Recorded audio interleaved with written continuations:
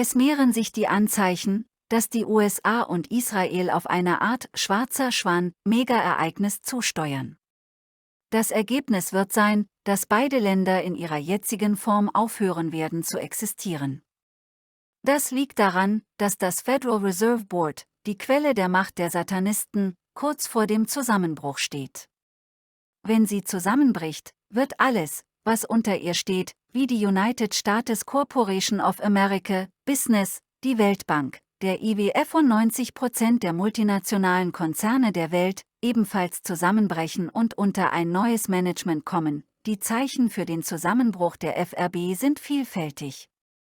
Wie wir bereits festgestellt haben, hat der Zinssatz der FRB von 5,25% mindestens die Hälfte aller US-Banken in den Bankrott getrieben, indem sie alle Null- oder fast Nullzinswertpapiere in ihren Büchern entwertet haben.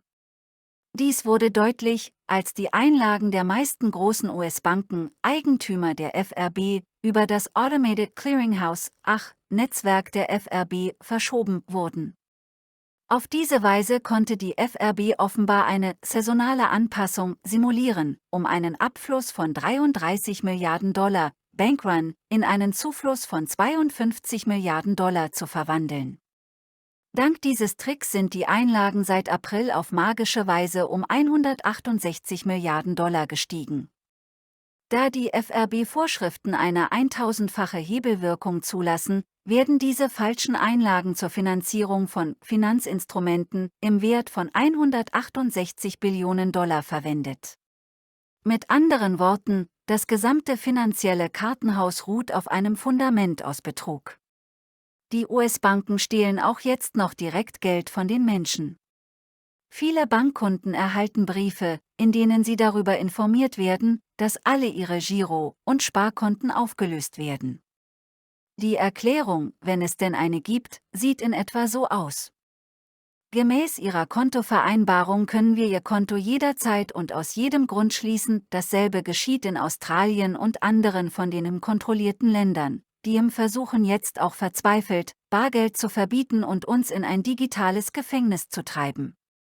Das neue Interbankkommunikationssystem von FedNow ist potenziell verfassungswidrig und bedroht genau die Freiheiten, die allen freiheitsliebenden amerikanischen Bürgern am Herzen liegen sollten, sagt Bitcoin-Redakteur Mark Goodwin als Reaktion auf den Versuch der FRB, die Kritik an ihren Veröffentlichungen über das System zum Schweigen zu bringen. Die Maßnahmen stehen im Zusammenhang mit der sich abzeichnenden Frist vom 15. November, bis zu der die US-Regierung die Schuldengrenze anheben muss. Dem Vernehmen nach sind die Chinesen und andere Gläubiger der USA entschlossen, sich die Zirkusnummer der US-Regierung nicht länger gefallen zu lassen, denn angesichts dieser finanziellen Schwierigkeiten ist ein großer politischer oder militärischer schwarzer Schwan wahrscheinlich. Historisch gesehen hat die FRB auf Krisen dieser Art mit solchen Ereignissen reagiert.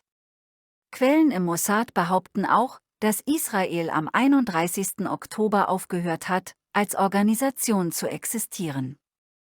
Auch China hat Israel von seinen Karten gestrichen. Netanyahu zeigte dann eine Karte Israels ohne den Gazastreifen. Augenzeugen in Acapulco zufolge war der Sturm, der die Stadt traf, ein 20 Kilometer breiter Tornado, der nicht wie ein echter Wirbelsturm von Regen begleitet wurde, und wie in Maui verhindert das Militär in Acapulco, dass humanitäre Hilfe aus dem privaten Sektor ankommt. Eine weitere Parallele besteht darin, dass Acapulco wie Maui als intelligente Stadt geplant wurde und der ganze Planet dieses Verhalten satt hat. Wie der ehemalige malaysische Präsident Mahathir über den Westen sagt, Invasionen und Aggressionen werden als Bemühungen zur Bekämpfung von Terrorismus und Militanz oder zur Bekämpfung von Naturkatastrophen gerechtfertigt, aber wir wissen, dass sie nur ein Deckmantel sind, um ihre Gier nach Öl und Territorium sowie ihre Liebe zum Krieg zu verbergen. Es gibt auch Anzeichen dafür, dass sie das Bluebeam-Projekt wieder ankurbeln. Das Pentagon hat gerade ein neues Portal eingerichtet, auf dem aktuelle und ehemalige Militärangehörige, Regierungsmitarbeiter und Auftragnehmer UFO-Sichtungen melden können. Zu den UFO-affinen Militärinsidern, die beschlossen haben, das neue Whistleblower-Gesetz zu nutzen, gehört auch der ehemalige Sicherheitsoffizier der US Air Force, Jeff Nacatelli.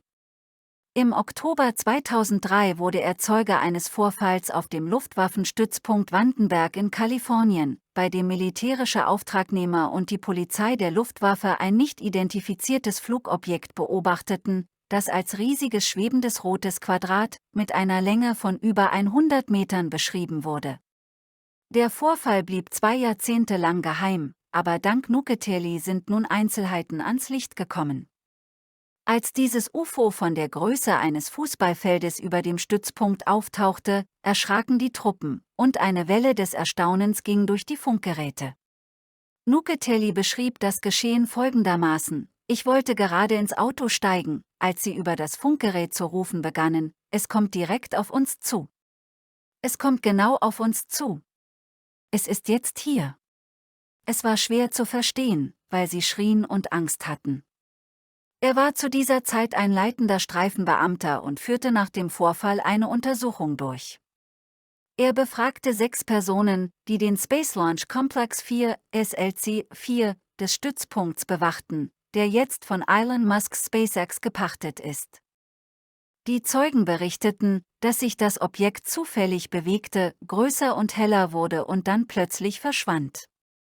Diese Leute sind ausgebildete Beobachter, sagte Nacatelli. Sie sind 24 Stunden am Tag, 7 Tage die Woche im Einsatz. Sie wissen, wie die Flugzeuge aussehen. Sie wissen, wie Fischerboote aussehen. Nacatelli sagte, dass mindestens 80 Personen über den Vorfall Bescheid wüssten, ganz zu schweigen von Auftragnehmern und Kollegen, die den Vorfall hautnah miterlebt haben. In einem Gespräch mit AARO betonte er die Glaubwürdigkeit der Zeugen und wies darauf hin, dass es sich um Auftragnehmer mit streng geheimen Genehmigungen und um geschulte Beobachter handelte, die mit dem Flugzeug und anderen bekannten Flugobjekten vertraut waren. Es ist zu erwarten, dass weitere Zeugen befragt werden und Details bekannt werden.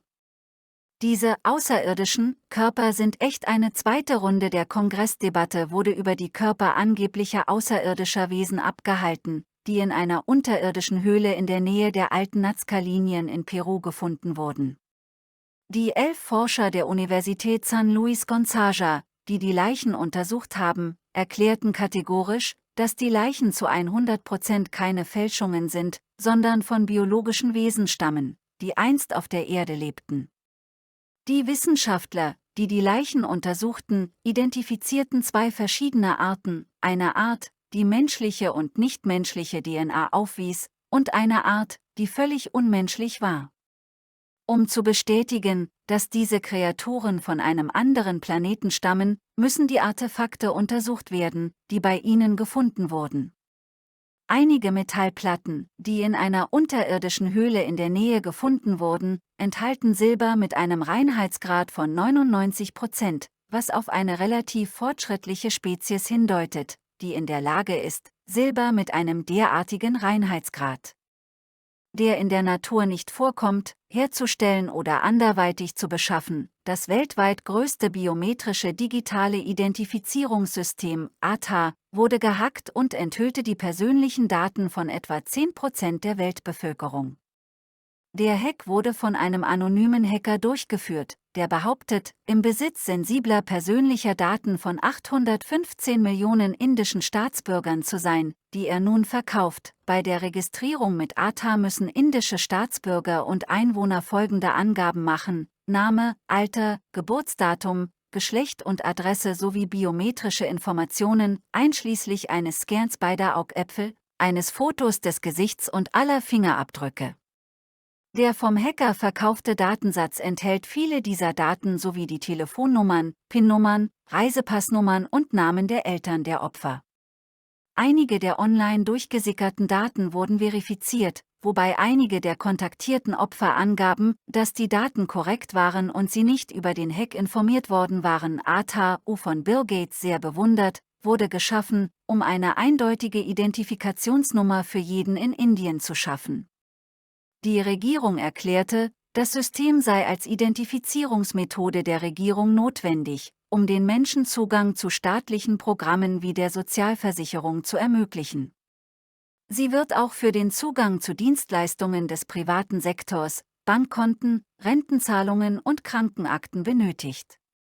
Das System verfolgt auch den Beschäftigungsstatus der Nutzer, ihre Einkaufsdaten und ihre Bewegungen zwischen den Städten und bietet der Regierung umfangreiche Überwachungsmöglichkeiten.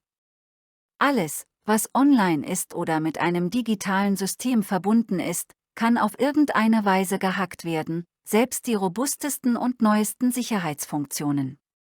Das kann bei jedem System passieren, und im Gegensatz zu geleakten Passwörtern und Bankkartennummern lassen sich biometrische Daten nicht ändern. Natalia Kasperskaja, im Video oben, hat seinerzeit davor gewarnt. Und sie hatte recht, als sie sagte, dass jemand die Digitalisierung braucht, weil er sie braucht. Was in Indien passiert ist ein guter Grund, nicht nur über dieses Thema nachzudenken, sondern auch die Arbeit an solchen Systemen ganz einzustellen.